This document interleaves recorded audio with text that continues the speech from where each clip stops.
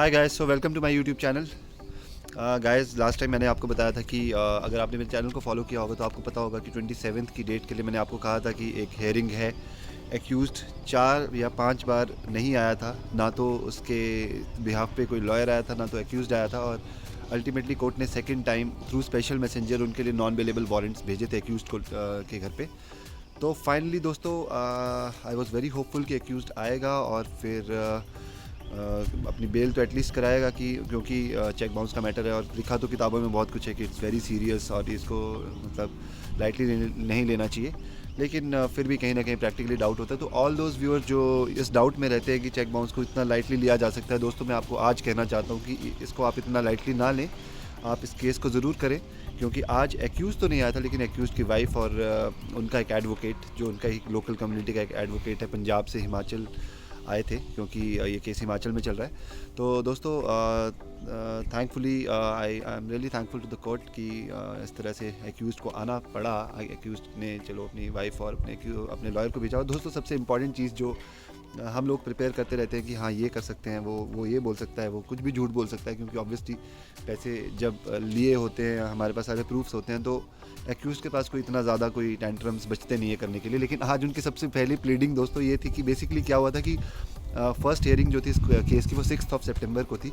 और 6 सितंबर को मैं अपने एडवोकेट के साथ गया था। तो बेसिकली जो आपका एक ई कोर्ट्स ऐप है, बेसिकली उसमें आपको सारे के सारे केसेस दिख जाएंगे। अगर आपने भी कोई केस किया होता है तो आप स्टेट और सिटी के हिसाब से सर्च करके आपको केसेस दिख जाते हैं। तो उस बेसिकली जिस दिन जज ने ऑर्डर दिया था कि मतलब जब भी कोई ऑर्डर पास होता है या कोई भी हेयरिंग होती है, उसका एक ऑर्डर आता है बेसिकली बना हुआ एक फॉर्मेट में। तो उसमें बेसिकली क्या लिखा होता है कि जो जो लोग प्रेजेंट होते हैं उनके बारे में भी लिखा होता है, जो नहीं होते हैं उनके बारे में भी लिखा होता है। तो बेसिकली प्रेजेंट के टाइम पे उसमें क्या लिखा हुआ है उस ऑर्डर में कि मेरा नाम लिखा था द कंप्लेनेंट हिमसेल्फ, एंड मेरे जो एडवोकेट थे उनका नाम लिखा था, लेकिन उनके नाम के आगे लिखा था कि advocate XYZ for the accused. तो गलती से वो ऑर्डर में टाइपिंग मिसमैच हो गई थी। तो बेसिकली जो उनका जो लॉयर था, उन्होंने क्या आर्गुमेंट देने की कोशिश की, उस 6 सितंबर के बाद 2 बार बेलेबल वारंट्स इशू हुए, 2 बार नॉन बेलेबल वारंट्स इशू हुए। तो आज जाके उन्होंने क्या प्लीडिंग किया कि जो भी जज हैं वो लेडी हैं, तो उनको कहते मैम बेसिकली क्या था कि जो भी ऑर्डर अगर 6 सितंबर का अगर आप देखो तो एक्यूज्ड की तरफ से एडवोकेट आया था और उस ऑर्डर में भी लिखा हुआ है। बेसिकली जिस कोर्ट से ऑर्डर रिलीज़ हुआ है उसी कोर्ट को ये मूर्ख बनाने की कोशिश कर रहे हैं कि उस कोर्ट में उसी कोर्ट में बताने की कोशिश करें कि यहाँ पे advocate for the accused was present. वो एक टाइपिंग मिस्टेक था। तो मैंने एक्सप्लेन कर दिया कोई टाइपिंग मिस्टेक था वो बेसिकली। लेकिन आई डोंट नो कि लोग ऐसा सोच कैसे लेते हैं कि इसी कोर्ट में आप ऐसा बोल दोगे और आपकी इस चीज़ को एंटरटेन कर लिया जाएगा। और सबसे पहली चीज़ ये आपने झूठ से शुरू की। तो दोस्तों, जस्ट मैं आपको ये इन्फॉर्म करना चाहता हूँ कि उनका आज वो लोग आए थे, लेकिन वो एक्यूज़ड अभी भी नहीं आया था। प्रॉबेबली उसके अगेंस्ट नॉन अवेलेबल वारंट है, तो इसलिए वो नहीं आया था, क्योंकि उसको अरेस्ट की टेंशन होगी, शायद अरेस्ट ना हो जाए। तो उसकी वाइफ और उनका एडवोकेट है। और मैंने जो इंटरिम कॉम्पनसेशन की जो एप्लीकेशन है, जो मैं आपको कहता रहता हूँ, वो मूव कर दी है आज।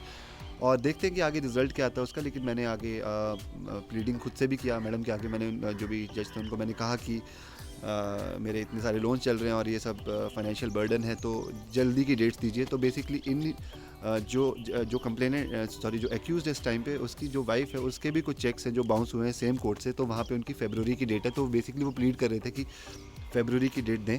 लेकिन मैंने उनको कहा कि मेरे को अर्जेंट नीड है और बेसिकली जो डेट है वो आप फर्स्ट 2 वीक्स ऑफ जनवरी की दें, क्योंकि उसके बाद मेरे कुछ ट्रैवल प्लान्स हैं। तो ऐसा हो सकता है कि अगर हियरिंग के टाइम पे मैं खुद प्रेजेंट ना हूँ तो वो कुछ भी उल्टा सीधा बोलने की कोशिश करें या फिर कुछ भी मिसलीड करने की कोशिश करें। तो मैं खुद से देखना चाहता हूँ। तो दोस्तों, मैं आपको बताता हूँ कि कई जगहों पे हमें लगता है कि कोर्ट शायद नहीं ध्यान देता है या नहीं देते, लेकिन कभी कभी ऐसा भी होता है कि कोर्ट थोड़ा बहुत ध्यान देते भी हैं, थोड़ा नहीं काफ़ी भी दे देते हैं। जैसे कि आज के केस में क्या हुआ कि जो मैडम थे उन्होंने डेट 3 जनवरी का दिया। 27 दिसंबर और 3 जनवरी आई थिंक 6 दिन के बाद ही है, 6-7 दिन के बाद है। तो बाद में उन्होंने प्लीड किया कि 4 जनवरी को उनको बॉम्बे जाना है, तो उनको प्रिपरेशन का टाइम चाहिए, तो थोड़ा सा लेट डेट दे। तो उन्होंने 7 जनवरी का डेट दिया।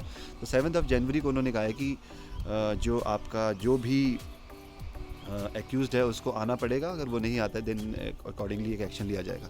तो दोस्तों, इसी के साथ मैं वीडियो ख़त्म करता हूँ और thank you so much for watching my videos, liking my videos and subscribing to my channel. And दोस्तों इसी तरह से आप सब्सक्राइब करें और इसी तरह से लाइक करें वीडियोज़ को, क्योंकि दोस्तों ये जो चैनल है बेसिकली ये किसी एडवोकेट का नहीं है, ये मेरा एक पर्सनल एक्सपीरियंस है जो मैं देख रहा हूँ, और मैं खुद से भी प्लीडिंग्स करने की कोशिश करता हूँ कभी कभार। तो मैं ये भी देखना चाहता हूँ कि एक्चुअल में होता क्या है, कोर्ट्स में कितने जेन्युइनली चीज़ों को देखा जाता है। तो दोस्तों अभी तक तो मैंने आपको बताया है केस के बारे में। लेट्स सी कि 7 जनवरी को क्या होता है, और 7 जैन को अगर जो भी डिसीजन आएगा वो भी मैं आपसे ज़रूर शेयर करूँगा।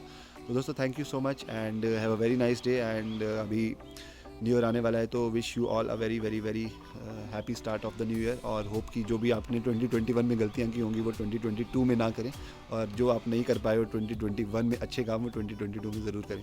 ओके देन दोस्तों, थैंक यू सो मच।